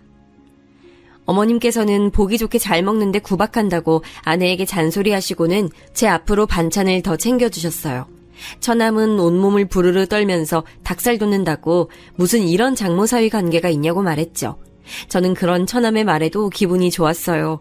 어머님께서는 괜한 질투라고 말씀하시면서 웃기만 하셨죠.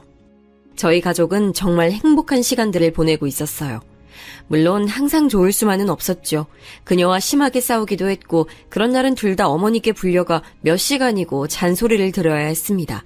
하지만 그런 순간도 전 좋았어요. 그런데 저희 가족에게 먹구름이 끼기 시작한 것은 처남이 결혼을 하면서부터였어요. 대학원에 진학해서 한창 학교를 다니고 있는 처남은 결혼할 여자가 있다고 하면서 여자를 데려왔어요. 첫인상은 엄청 무뚝뚝하고 까다롭겠구나 싶었어요. 애교 많고 다정한 처남과는 상극이라고 생각했는데 둘이 함께 있는 모습을 보면 그건 또 그거대로 잘 어울리더라고요. 학교 동기라고 했는데 마찬가지로 대학원을 다니고 있다고 하더군요. 저는 솔직히 반대했습니다. 무슨 직장에 있는 것도 아니고 대학원생도 학생 아닙니까? 그런데 결혼을 해서 생활은 어떻게 하려고 하는 건지 무모하다는 생각이 들었죠. 아내 역시 저와 같은 생각을 하고 있었어요. 그녀는 생활비도 스스로 벌어본 적 없으면서 무슨 결혼이냐고 펄쩍 뛰었죠. 하지만 곧 처남댁이 아이를 가졌다는 소리에 저도 아내도 어쩔 수 없구나 싶었어요. 그렇다고 아이를 지우라고 할 수도 없는 노릇이잖아요. 어머니도 아직 결혼은 이르지 않느냐고 하시다가 아이 이야기에 그 말씀이 쏙 들어가셨죠. 아직 아무것도 없는 두 사람은 자연스럽게 어머니 집에 들어와서 사는 것으로 이야기가 됐어요.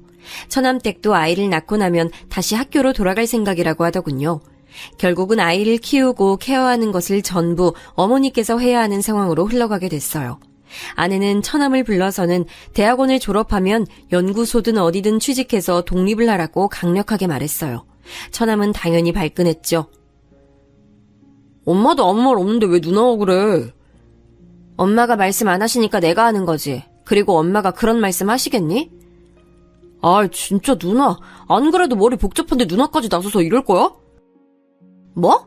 이게 뭘 잘했다고? 아내와 처남은 이야기 시작부터 서로에게 으르렁거리며 언성을 높였어요. 저는 우선 두 사람에게 진정하라고 하고는 처남을 보며 말했어요. 처남, 결혼하고 나면 이제 성인이잖아. 아이가 태어나는 일은 좋은 일이지만 아무리 그래도 처남도 처남댁도 그렇게 학교로 가면 아이를 키우는 일은 전적으로 다 어머니가 챙기셔야 하는데 어머니 연세도 생각해야지. 그건 저도 알죠. 그만큼 저희도 신경 쓸게요. 설마 엄마한테 애 맡기고 나 몰라라 그렇게 할 리가 있겠어요?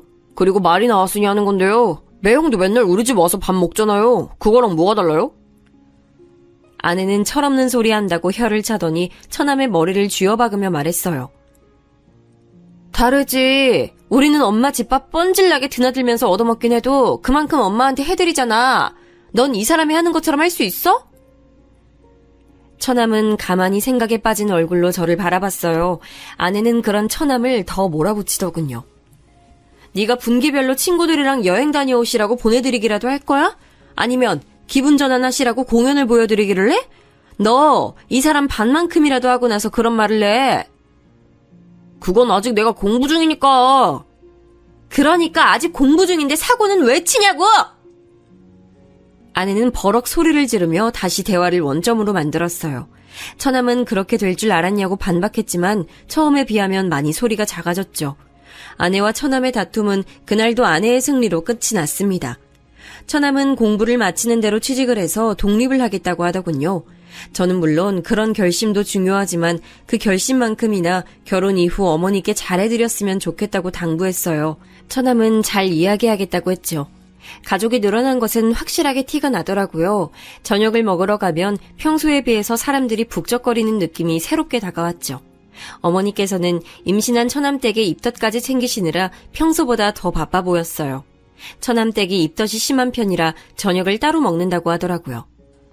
그럼 어머니, 밥상을 따로 챙겨주세요? 원래 저 때는 음식 냄새만 맡아도 죽을 것 같은 거야. 나중에 경아 임신하고 나면 잘 봐. 나도 입덧이 심했던 사람이라 경아도 걱정이니까. 저와 어머니가 도란도란 이야기를 나누며 저녁 식탁을 준비하는데 처남댁이 얼굴을 내밀더군요. 아직 입덧이 심하다고 하더니 하얗게 질린 얼굴을 하고 있었어요. 안쓰러울 정도였죠. 저는 처남댁에게 많이 힘드냐고 물었어요. 그러자 처남댁은 얼굴을 잔뜩 일그러진 얼굴에 오만상을 쓰면서 미칠 것 같다고 대답했어요. 기분이 이상해요. 배는 고픈데 냄새만 나면 속이 뒤집힐 것 같고 아랫배도 불편하고 그러네요. 제 몸인데 제 몸이 아닌 것 같아서 자꾸 짜증도 나고요. 진즉에 알았더라면 아니에요. 처남댁은 많이 힘든지 속사포처럼 하소연을 쏟아내다가 화들짝 놀라며 입을 다물었어요. 저는 다음 말이 대충 짐작이 갔지만 못 들은 척했죠. 어머니께서 음식 냄새 나는데 그냥 들어가 있으라고 하자 처남댁은 기다렸다는 듯이 방으로 쏙 들어가더군요. 그 뒷모습을 바라보며 저렇게 어린데 아이를 낳고 제대로 키울 수는 있을까 걱정이 됐어요. 아마도 어머니께서 마음고생을 많이 하실 것 같은 느낌이 들었어요. 어머니 말씀처럼 처남댁의 입덧 시기가 지나갈 때쯤 아내도 임신 소식을 전했어요. 아내가 제게 이제 곧 아빠가 될 것 같다고 말을 해주는데 정말이지 다른 소리는 하나도 들리지 않고 오로지 아내의 축하한다는 말만 귓가에 맴돌았죠. 예상대로 가족들은 다들 뛸 듯이 기뻐해줬어요. 아내는 걱정했던 것보다도 입덧도 먹덧도 없는 편이었어요. 대신 잠이 많아져서 힘들어했죠. 차츰 아내 배가 불러오기 시작할 때쯤 처남댁은 어여쁜 여자아이를 출산했어요. 어머니께서는 첫 손주라 그러신지 기분이 묘하다고 하시더군요. 조리원을 나오자마자 처남댁은 복학을 하고 싶다고 말을 꺼냈어요. 어느 정도 예상은 하고 있었지만 이렇게까지 빠른 복귀를 원할 것이라고는 생각지 못했던 터라 가족들은 너나 할 것 없이 당황했죠. 죄송해요, 어머님. 어머님께 아이 맡겨두고 복학하는 게 이기적이라고 보실 수 있지만 지금 복학하지 않으면 시기적으로 계속 밀릴 것 같아서요. 처남댁은 학위를 빨리 따고 취직을 하겠다고 말하며 의욕을 불태우더군요. 결국 예상했던 것처럼 어머니께서는 황혼 육아를 시작하게 되셨죠. 한 가지 다행인 것은 아내가 몸이 무거워지면서 육아휴가를 내고는 함께 지낸다는 것이었어요. 얼마 후 아내는 튼튼한 남자아이를 출산했어요. 제게 아들이 생긴 것이죠. 어머니께서는 영판 저를 닮았다고 하시면서 눈이며 코며 아빠가 많이 보인다고 말씀하셨어요. 아이를 안아들고 나니 기분이 묘하더군요. 진짜 이 애가 내 아들인가 싶기도 하면서 이렇게 작은 아이를 앞으로 어떻게 키워야 하나 걱정도 됐고요. 하지만 아내는 생각보다 능숙하게 아이를 돌보더라고요. 연습의 결과물이 아니겠냐고 말하며 자신 있어 하는데 저도 웃음이 나더군요. 집에 아이가 둘이 있다 보니 확실히 분위기가 변했어요. 몇 달 차이 나지 않는다고 해도 하나는 집을 걸어 다니고 있었고 하나는 이제 겨우 뒤집기를 성공했을 뿐이었죠. 그렇게 정신없는 와중에도 처남댁의 얼굴은 잘 보기가 힘들었어요. 실험이 바쁘다면서 외박을 종종 하더라고요. 덕분에 어머니께서는 잠도 제대로 주무시지 못한 채 밤늦게까지 아이를 돌봐야 했죠. 아내는 그런 처남댁이 마음에 들지 않는 눈치였어요. 저 역시도 같은 마음이었고요.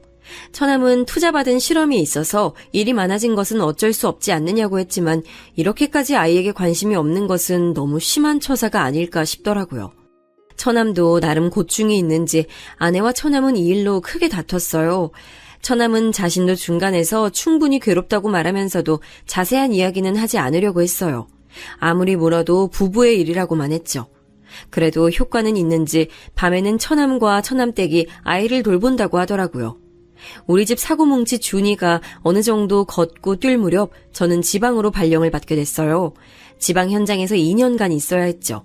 한국이 커봤자 얼마나 된다고 어디든 차만 타면 금방이지 않겠느냐며 혼자 내려갈 생각이었어요.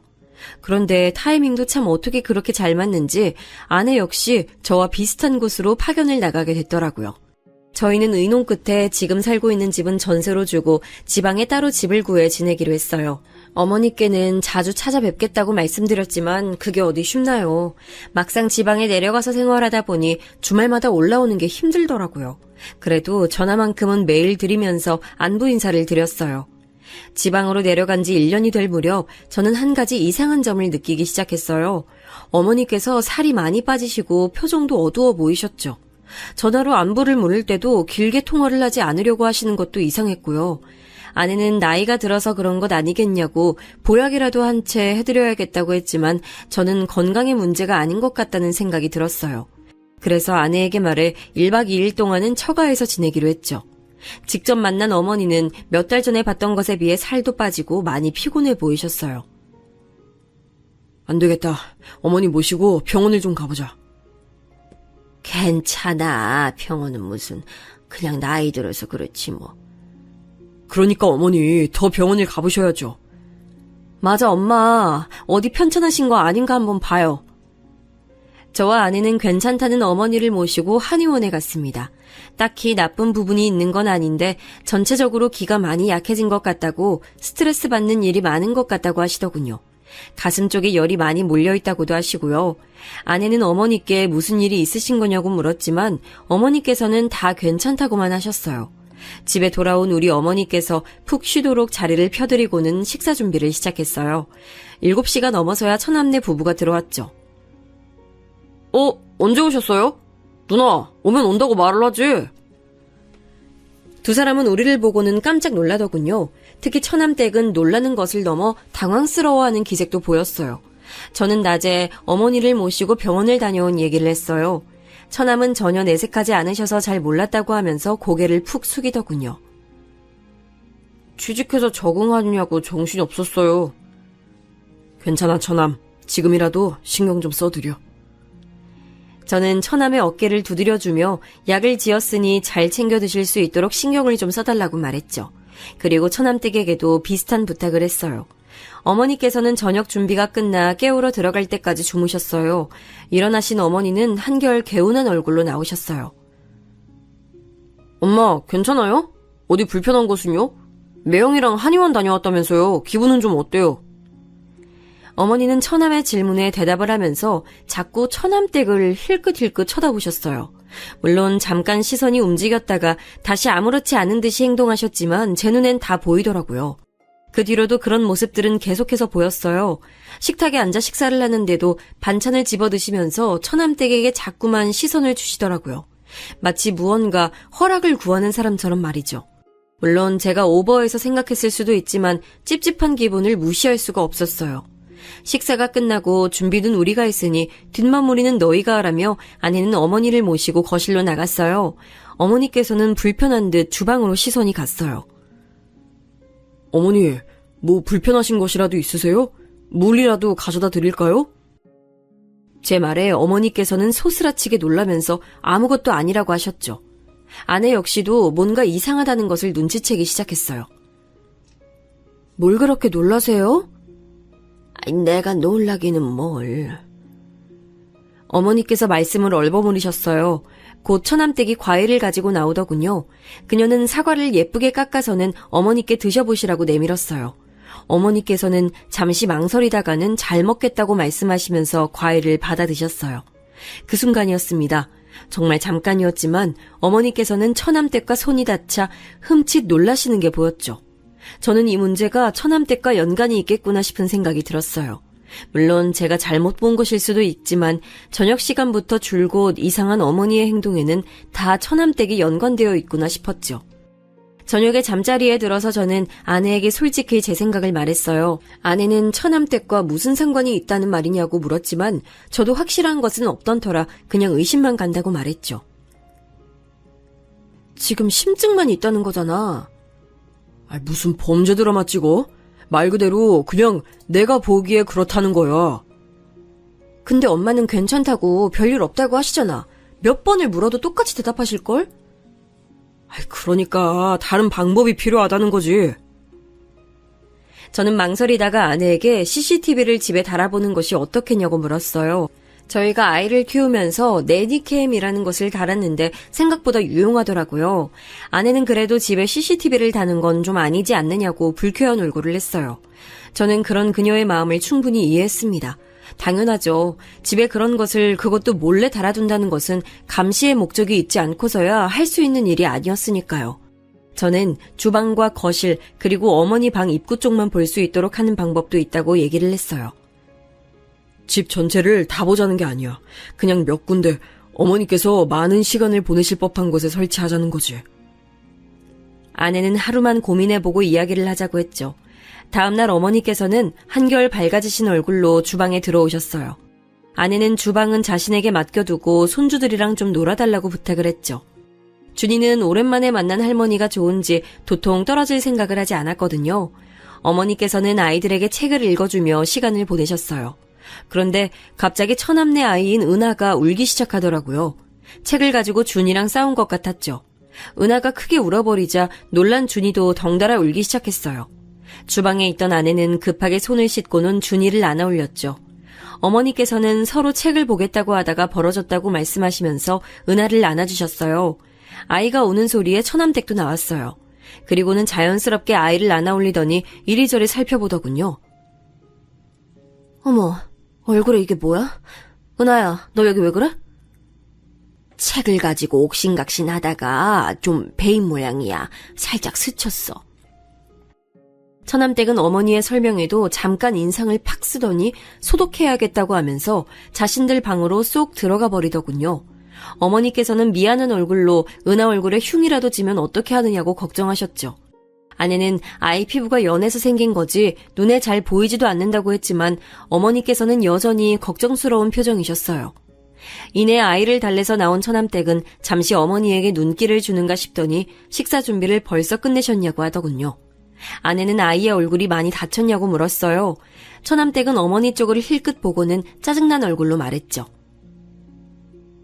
제가 너무 예민했죠? 요즘 들어서 자주 얼굴에 상처가 생기더라고요. 누가 일부러 그러는 건가 싶기도 하고요. 처음에 다 말했어야 하는데 괜히 넘어갔나 봐요. 지금이라도 좀 얘기를 할까 고민 중이에요. 아내는 어린이집에서 아이가 다쳐오느냐고 물었더니 그런 것은 빨리빨리 얘기를 해서 물어야지 그냥 넘어가서는 안 된다고 말했죠. 처남댁은 어머니를 바라보며 말했어요. 형님 말씀처럼 얘기해야겠어요. 숨긴다고 어디 숨겨질 일도 아닌데 제가 괜히 참아줬나 봐요. 저는 처남댁이 등장하면서부터 줄곧 어머니를 바라보고 있었어요. 확실히 어머님의 얼굴 표정이 시시각각 달라지는 것이 너무나도 잘 보였어요. 심지어는 처남댁이 주방을 오가며 곁을 지나갈 때마다 어머니께서는 긴장한 표정으로 몸이 굳어서는 시선을 아래로 하고 앉아 계시는 게 너무 잘 보였어요.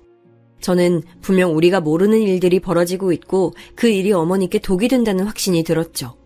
집으로 돌아오는 길 저는 아내에게 다시 CCTV 얘기를 꺼냈어요. 이번에는 아내도 적극 찬성을 하더군요. 심지어 소리도 녹음이 되는 것으로 해야 한다고 말했어요. 아까 봤어? 애 다친 이후로 엄마 표정이 좀 이상하더라. 계속 동서 눈치 보고 동서도 엄마를 쳐다보는데 뭔가 있구나 싶었어. 오빠도 생각하기에 이거 정상은 아니잖아, 그치? 저는 아내의 의견에 전적으로 동의했어요. 우리는 가까운 곳에 들러서 CCTV 설치에 관해 알아봤어요.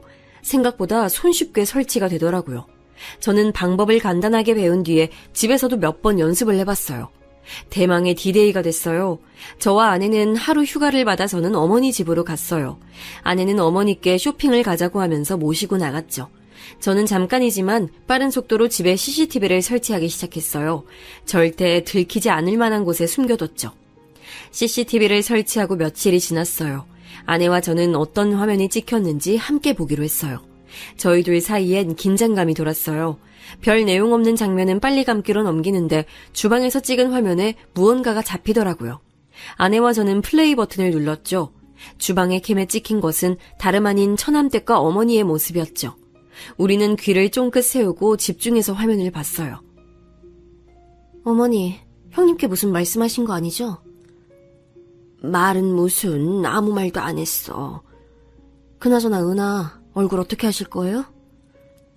살짝 스친 거야. 살짝? 살짝이요? 아유, 미안해. 그런 말로 해결될 일이라고 생각하세요?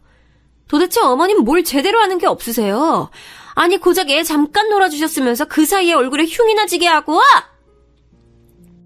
잠깐이지만 아내의 얼굴이 확 바뀌었어요. 지금 저게 무슨 상황이냐고 손가락질하며 저를 바라봤죠. 저는 좀 더 들어보자고 하면서 아내를 진정시켰어요.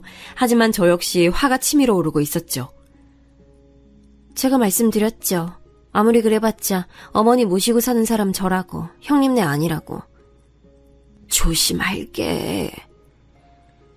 처남댁은 뭐라고 중얼거리면서 어머니의 어깨를 확 밀치고 지나가더군요. 그 장면에서는 저도 참을 수가 없었어요. 지금 이게 무슨 상황인지, 왜 어머니께서는 아무 말씀도 못 하시는지 이해가 되지 않았죠. 아내는 더 볼 필요가 있느냐고 했지만 저는 좀 더 찾아보자고 말했어요. 식사를 마친 것인지 처남이 헐레벌떡 뛰어나가자 처남댁 역시 자리에서 일어나며 말했어요. 진짜 어머니 간이 왜 이렇게 뒤죽박죽이에요? 어떤 건 짜고 어떤 건 달고 일부러 이렇게 하신 거예요? 그게 무슨 소리야. 음식이 이상하다니. 그럼 제 혀가 문제란 말씀이세요, 지금? 처남댁이 불쾌한 듯 신경질적으로 말하자 어머니께서는 신경 쓰겠다고 말씀하셨죠. 주먹을 쥐고 있는 손에 저절로 힘이 들어가는 게 느껴졌어요. 그리고 손바닥이 따끔하더군요. 너무 세게 쥔 나머지 손톱이 손바닥을 파고들었기 때문이었어요. 저는 좀 더 뒤로 돌렸어요. 이번엔 처남댁이 퇴근하는 모습이 보였어요. 아직 대낮인데 벌써 마치고 들어오나 싶었어요. 처남댁은 오자마자 인사는 어디 가고 없고 어머니 방으로 들어가더니 가방을 하나 가지고 나오더군요. 제가 생신 때 선물해드린 명품백이었어요. 그리고는 자기 방으로 들어가서 화려하게 옷을 바꿔 입고 나왔어요. 한쪽 손에는 빨랫거리로 추정되는 것을 쥐고 있었고요. 저 오늘 친구들이랑 약속 있어요. 늦을 테니까 밥 챙겨 먹이세요. 그 애도 오늘 늦는다고 하고. 그래. 그리고 제발 부탁인데 빨래하실 때 신경 좀 쓰세요. 도대체 언제까지 말씀드려야 돼요? 드라이 하는 거는 그냥 맡기시라고요. 왜요? 돈이 아까우세요? 처남댁은 쥐고 있던 옷을 어머니 발 근처로 던지며 말했어요. 어머니께서는 옷을 주워들고는 이리저리 돌려보시는가 싶더니 이내 미안하다고 하시더라고요. 이 옷이 얼마짜린데 진짜 아깝게. 도대체 그동안 살림은 어떻게 살아오신 거예요? 믿을 수가 없네. 미안해. 드라이 하는 건 줄 몰랐어. 어머니, 제가 미안하단 소리 그만 듣겠다고 했죠? 미안할 행동을 하지 말고 처음부터 좀 똑바로 하시라고요. 왜요? 억울하세요? 저한테 이런 소리 듣는 게? 어머니께서는 아무 말씀도 못하시고 고개를 저으셨죠. 저는 아내에게 더 이상 볼 필요가 없을 것 같다고 하면서 당장 어머니를 모시고 오자고 말했어요. 지금 어머니 모시고 오는 게 문제야? 전혀 머리채를 내가 다 뽑아버릴 거야. 감이 어디다 대고. 아내는 잔뜩 흥분한 상태로 어디론가 전화를 걸고 있었죠. 야, 이 등신아, 너 지금 어디야? 누나, 갑자기 뭔 소리야? 화가 잔뜩 난 아내는 처남에게 전화해 다짜고짜 소리를 질러댔어요. 처남은 영문도 모르고 이게 무슨 일이냐고 묻기만 했죠. 저는 급하게 아내에게서 전화기를 빼앗고는 처남에게 어디냐고 물었더니 집이라고 하더군요. 쉬는 날이라서 은하와 놀아주는 중이라고 말이죠. 처남댁 옆에 있어? 그 사람? 아니, 어제 1박 2일로 대학 동기들이랑 놀러 갔어요. 왜요? 그럼 어머니는? 엄마는 목욕탕 가셨는데요? 저는 그럼 어머니 오시거든 은하를 맡겨두고 잠깐만 보자고 했죠. 대충 지금 출발하면 그 시간쯤 근처에 도착할 것 같다고 하면서 말이에요. 저는 절대 그 누구에게도 우리를 만난다는 말을 해서는 안 된다고 했어요. 처남은 의아해하면서도 알겠다고 말했죠. 전화를 하는 동안에 아내는 펑펑 눈물을 쏟으며 CCTV 속 어머니의 얼굴을 쓰다듬었어요. 그녀는 왜 어머니가 아무 대꾸도 못하시고 이렇게 당하고 계시는지 이해할 수가 없다고 했어요. 그런 점은 저 역시 같은 생각이었죠. 저는 처남을 만나는 동안 집에 가서 어머니의 짐을 싸두라고 일렀어요. 아내는 제게 미안하다고 하더군요. 미안하다니 무슨 소리야. 당연히 우리가 모셔와야지. 그 악마 같은 여자가 쫓겨나기 전까진 우리가 모실 거야. 저는 혹시 모르니 은하의 짐도 챙겨두라고 말했어요. 아내는 고개를 끄덕이며 다시금 엉엉 소리내서 울기 시작했죠. 준이는 갑자기 울고 있는 엄마를 보고는 어리둥절한 얼굴로 절 바라봤어요. 저는 준이에게 엄마를 안아주라고 하고는 급히 올라갈 준비를 했죠. 차 안에서 저도 아내도 한마디 말을 할 수가 없었어요. 평소엔 동요로 크게 틀어두고 준이와 노래를 부르던 아내는 고개를 떨어뜨리고 아직도 눈물을 흘리고 있었어요. 절대 어머니 앞에서 그런 모습 보이면 안 되는 거 알지? 어머니 속상해하실 거야. 우리가 이 사실을 알게 됐다는 사실만으로도 어머니 힘드실 텐데 그렇게 울면 어떡해. 내가 그년 절대 용서 안 해. 절대. 어떻게 엄마한테. 저는 울컥하는 아내의 손을 잡아주며 빨리 어머니를 모시고 오자는 말만 했어요. 아내를 집 앞에 내려주고 저는 처남을 만나러 갔습니다. 처남은 집 두고 왜 밖에서 보자고 하는지 모르겠다고 툴툴거리더군요. 저는 집에서는 할 수 없는 이야기였다고 하면서 CCTV의 영상을 보여줬습니다. 잠시 동안 영상을 뚫어져라 쳐다보던 처남은 언제 찍은 것이냐고 묻더군요. 최근이야. 저번에 어머니를 뵙는데 쫄리는 게 있어서. 이런 일이 있으면 저한테 먼저 얘기를 해주셔야죠. 뭘? 어머니가 이상하다는 얘기를 했어야 한다는 거야? 아니면 CCTV를 설치한다는 얘기를 했어야 하는 거야? 당연히 둘 다죠. 엄마도 왜 이런 일이 있는데 말도 못하고. 이게 지금. 같이 살면서 어머니가 이상하다는 것도 눈치를 못 챘다는 게 난 이해가 안 돼서 따로 보자고 하는 거야. 네? 매용, 지금 저 의심해요? 처남은 벌떡 자리에서 일어났어요. 의자가 뒤로 넘어가면서 우당탕 소리가 울렸죠. 카페에 사람들이 힐끔거리면서 우리 쪽을 바라보더군요. 저는 당연한 거 아니냐고 말했어요.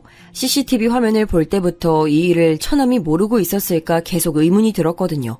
차마 아내에게는 말하지 못했지만 아무리 생각해도 처남이 모르는 일이라는 것이 앞뒤가 맞지 않더라고요. 처남은 제 멱살을 잡고는 지금 뭐라고 했냐고 따져 물었죠.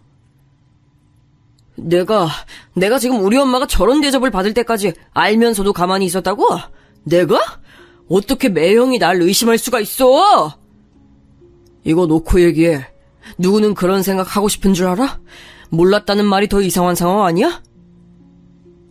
할 말을 잃은 처남은 손에서 힘을 빼고는 바닥에 주저앉았어요. 망연자실한 사람처럼 축 늘어져 있는데 정말 처남은 모르고 있었던 것은 아닌가 싶은 생각이 들었어요. 그래서 어떻게 된 일인지 좀 알아야겠어. 처남도 모르는 것 같으니까 우선 어머니는 우리가 모시고 갈게. 영상도 보내줄 테니까 처남댁이랑 얘기해봐. 우리까지 나서게 하지 말고. 진짜 왜 이런 일이... 처남은 두 손에 얼굴을 파묻고는 한참을 그렇게 있었어요. 그때 전화가 들어왔어요. 아내였죠. 아내는 지금 당장 집으로 오라고 다급하게 말했어요. 저는 깜짝 놀라 처남에게 급히 집으로 가자고 말했죠. 다행히 멀리까지 나온 것이 아니라 금방 집으로 들어갔어요. 집에는 언제 왔는지 처남댁이 와 있더군요. 처남은 다짜고짜 처남댁에게 다가가서는 그녀의 양팔을 붙들고 소리를 질렀어요. 너 왜 우리 엄마한테 왜 그랬어?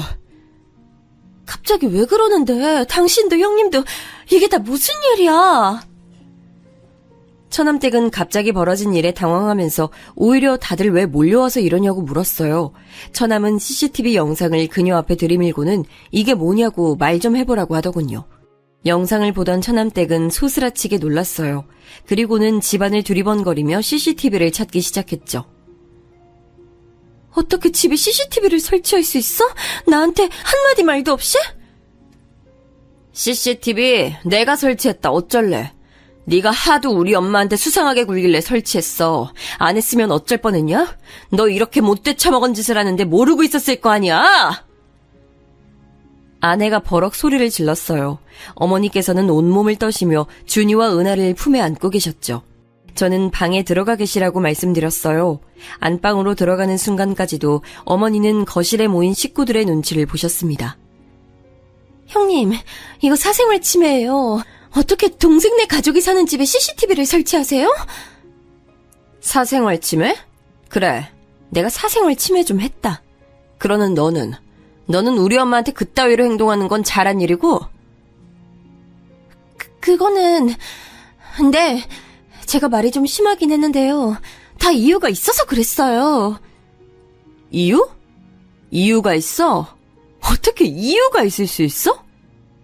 형님은 그동안 따로 사셔서 잘 모르시겠지만 어머니 정신이 좀 이상하시다고요. 그래서 이렇게 강하게 말씀드리지 않으면 기억을 못하고 자꾸만 위험하게 실수를 하신다고요. 처남댁의 입에서 나온 소리에 저도 처남도 아내도 입만 떡 벌리고 서서 그녀를 바라보고 있었어요. 아니, 나사가 풀린 것도 아니고 자꾸만 같은 실수를 반복하시는데 그럼 어떡해요? 그냥 그렇게 둬요? 너 우리 엄마한테 뭐라고 했냐? 야, 정신이 이상해? 그래서 병원은 모시고 갔어? 병원에서 그렇게 말씀하셔? 아니지? 내가 너 집에 일찍 들어오는 꼴을 못 봤는데 그랬을 리가 없지. 행동하는 거 보면 딱 알지. 그런 걸 뭐하러 병원까지 가? 더 이상 분노를 참지 못하던 아내가 순식간에 처남댁에게 달려들어 머리채를 휘어잡았어요. 처남댁은 소리를 지르며 팔을 휘둘렀지만 아내에게는 닿지도 못했죠. 이게 좋게 말을 하니까 입 밖으로 나오면 다 말이야? 어디서 입으로 똥을 쳐싸고 있어? 아내는 머리채를 잡은 손에 힘을 주고는 다시 한번 말해보라고 윽박질렀어요. 처남은 바닥에 주저앉아서 다 자신의 탓이라고 눈물을 흘리기 시작했죠.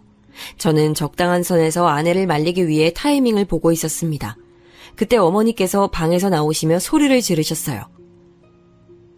이게 다들 무슨 일이야? 그만두지 못해? 아내는 피곤해 보이는 어머니의 얼굴을 보고는 마지못해 잡고 있던 머리채를 놓아줬어요. 산발이 된 머리를 급하게 정리한 처남댁의 얼굴엔 피가 몰려 불다 못해 곧 터질 지경이었죠. 어머니는 큰 결심을 하신 듯 망설이다 말씀하셨어요. 내가 실수를 좀 했다. 친구 보증을 잘못 써주는 바람에 급하게 돈이 필요했어. 안 그랬다가는 이 집을 날리게 생겨서 그래서 돈을 빌렸는데 그걸 갚을 방법이 마땅치가 않았어. 그래서 이서방한테는 미안하지만 이서방이 사다 준 물건들을 내다 팔았는데 그걸 며느리한테 들켰어. 어머니의 고백에 놀란 저는 왜 말씀을 안 하셨냐고 물었어요. 이서방한테 미안해서 어떻게 말해. 잘해준 것도 없는데 나한테 어머니 하면서 살갑게 대해주고 사위 이상으로 나한테 신경 쓰고 챙겨주는데 급전이 필요하다고 그런 자네가 준 걸 내다 팔았다고 어떻게 말을 해. 그냥 꽁꽁 숨겨두고 싶었어. 아무도 모르게. 어머니, 처음부터 돈이 필요하다고 솔직하게 말씀해 주셨다면 어떻게든 해결했을 텐데요. 그 꼬투리 잡힌 걸로 그럼 계속 참고 계셨던 거예요? 어머니께서는 자식들에게만큼은 알리고 싶지 않았다고 말씀하셨어요. 아내는 그깟 돈이 얼마나 된다고 그 모욕을 참아내며 사셨냐고 어머니를 안고는 펑펑 울기 시작했죠. 처남댁, 다시 말해봐. 어머니가 정신이 이상하셔? 어떻게 눈 하나 까딱 안 하고 그런 말을 하지? 처남댁은 어머니가 다 터뜨리실 것이라고는 전혀 생각하지 못한 듯 입술을 깨물고는 이리저리 눈동자를 돌리고 있었어요. 딱 봐도 이 상황을 어떻게 하면 빠져나갈 수 있을까 고민하는 눈치였죠. 처남은 단단히 결심한 얼굴로 말했어요. 이렇게까지 왔는데 내가 미쳤다고 너랑 살겠냐? 이혼하자, 이혼. 나는 너랑 죽어도 못 살아. 처남이 이혼을 언급하자 처남댁의 얼굴이 확 달라졌어요. 눈을 시퍼렇게 치켜뜨고는 죽어도 이혼은 못한다고 소리를 질렀죠. 옆에서 지켜보는 제가 다 소름이 돋을 정도였어요. 하지만 화가 머리끝까지 난 처남도 만만치 않더군요. 처남은 이런 상황에서 어떻게 같이 살 수 있느냐고 당장 나가라고 소리를 높였어요. 하지만 처남댁은 눈 하나 깜빡하지 않고는 오히려 이 모든 일을 처남 탓으로 돌렸어요. 이게 다 너 때문이야. 그날 내가 너랑 자지만 않았어도 은하만 생기지 않았어도 내가 이렇게 살 사람인 줄 알아? 너 때문이잖아. 처남댁이 고래고래 소리를 지르며 자기 인생을 돌려달라고 말도 안 되는 억지를 부리는 동안 아내는 어머니를 모시고 나가자고 말했어요. 저는 아이들 가방을 어깨에 걸치고는 은하와 준이를 양팔에 안아 올렸죠. 고성이 오가는 모습에 아이들도 잔뜩 겁을 먹은 것 같았어요. 저는 눈 딱 감고 있으면 금방 지나갈 것이라고 말하며 아이들을 꼭 안으며 현관을 나서려는데 갑자기 처남댁이 은하를 부르며 달려들었어요. 다행스럽게도 더 가까이에 있던 처남이 빠르게 그녀의 팔을 낚아챘죠. 내 새끼 데리고 어딜 가? 아내는 처남댁을 싸늘하게 노려보며 말했어요. 네 말대로 네 인생을 망친 게 은하랑 내 동생 아니야? 너 이번 일 깔끔하게 정리해. 그때까지 어머니랑 은하는 우리가 데리고 있을 테니까. 누나, 고마워. 죄송해요, 엄마. 감사합니다, 매형. 우리는 길길이 날뛰는 처남댁을 뒤로하고 집을 나섰습니다. 지방으로 내려가는 차 안은 조용했어요. 아이들은 많이 놀랐는지 차를 타자마자 잠들었죠. 어머니께서는 무슨 죄인이 되신 듯이 고개를 푹 숙이고는 양쪽으로 자신에게 기댄 손주들의 손을 잡고 계셨어요. 그 모습을 보는데 착잡한 기분이 들더군요. 집에 도착한 저희는 안방을 치워 어머니가 쉴 수 있는 곳을 마련해드렸어요. 어머니께서는 한참을 서성이더니 미안하다고 말씀하셨죠. 저도 아내도 그런 말은 절대 하실 필요가 없다고 말씀드렸어요. 저는 어머니께 돈 문제는 얼마나 해결이 되는지 물었어요. 망설이시던 어머니께서는 날랐던 지인이 사기죄로 잡혀서 곧 돈을 일부 돌려받을 수 있을 것 같다고 하더라고요. 정말 다행이네요. 그럼 어머니 더 이상 신경 쓰실 일도 없겠어요. 내가 이 서방 볼 면목이 없어. 또 그런 말 하신다. 저 자꾸 그렇게 말씀하시면 섭섭해요. 저는 무거워진 분위기를 좀 바꿔보려고 일부러 밝게 말씀드렸어요. 아내 역시 괜찮다고 다 좋아질 것이라고 말하면서 한동안은 이모님 부를 필요 없어서 돈 굳었다고 장난스럽게 말했죠. 어머니께서는 저희 부부의 반응에 어처구니 없다는 웃음을 보이셨어요. 그렇게 저희는 네 식구로 새 출발을 시작했어요. 얼마 지나지 않아서 아내의 뱃속에 작은 생명이 있다는 것도 알게 됐죠. 아내는 이번에야말로 꼭 딸이었으면 좋겠다고 말하더군요. 그렇게 우리 식구들이 평화를 찾아갈 동안 처남은 무척이나 바쁘게 시간을 보냈어요. 은하를 보러 몇 번 내려오긴 했지만 처남댁과의 이혼이 뜻대로 쉽게 진행되는 것은 아닌 모양이더라고요. 처남댁 쪽에서도 죽어도 이혼은 못한다고 버틴다고 들었습니다. 급기야 이혼의 조건으로 지금 살고 있는 집을 요구한 모양이더라고요. 처남은 아무래도 재판까지 갈 것 같다고 조심스럽게 말해줬습니다. 저는 어떻게든 도움이 필요하다면 뭐든 말하라고 했어요. 그 사이에 저는 다시 본사로 복귀하게 됐어요. 예전에 살던 집으로 다시 돌아갈까도 생각했지만 아직 마무리되지 않은 시점에서 처남댁과 오고 가며 부딪히는 일은 만들고 싶지 않아 다른 동네에 집을 알아보았답니다. 전세로 주던 집은 팔아버렸죠. 다시 올라간다는 말에 어머님께서는 많이 불안해하셨지만 이내 다른 동네라는 사실에 안도하시는 눈치였어요. 말씀은 안 하셨지만 처남댁과의 일이 마음의 상처로 남은 것 같았습니다.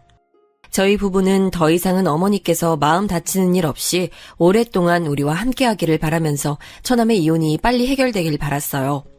그렇게 몇 달이 더 지나고 아내는 소원처럼 어여쁜 딸을 출산했어요. 어머니께서는 새로 태어난 생명에 무척이나 기뻐하셨죠. 이 아기가 복덩이인지 때마침 처남의 이혼 소송도 승소로 판결이 났어요.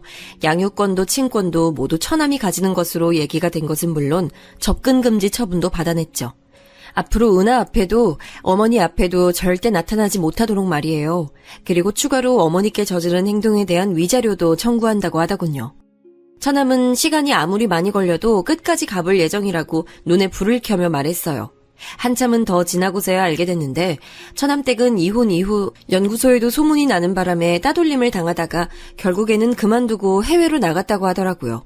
처음엔 그렇게 은하를 만나고 싶어 하더니만 그것도 이혼 판결이 나고 나서는 전혀 찾질 않았어요. 심지어 법정에서 무슨 일이 있어도 아이는 자신이 키우겠다고 말했다고 하는데 어떻게 한 번도 연락이 없을 수 있는지 의문이 들었죠. 물론 저희가 접근 금지를 신청하긴 했지만 그렇다고 전화도 없을 줄은 몰랐거든요. 아내는 양육권은 줄 수 없다고 난리까지 피웠던 것도 자신이 유리하기 위한 장치가 아니었겠냐고 하더군요. 처남댁이 어디서 어떻게 지내는지 조금도 궁금하지 않지만 제발 인간답게 사람답게 살았으면 좋겠다는 생각이 드네요. 남은 시간 자신이 어머니에게 얼마나 큰 잘못을 저질렀는지 깨닫게 되는 계기가 생겨 어머니가 겪은 고통만큼 당해보고 뼛속 깊이 반성이라는 것을 했으면 좋겠네요.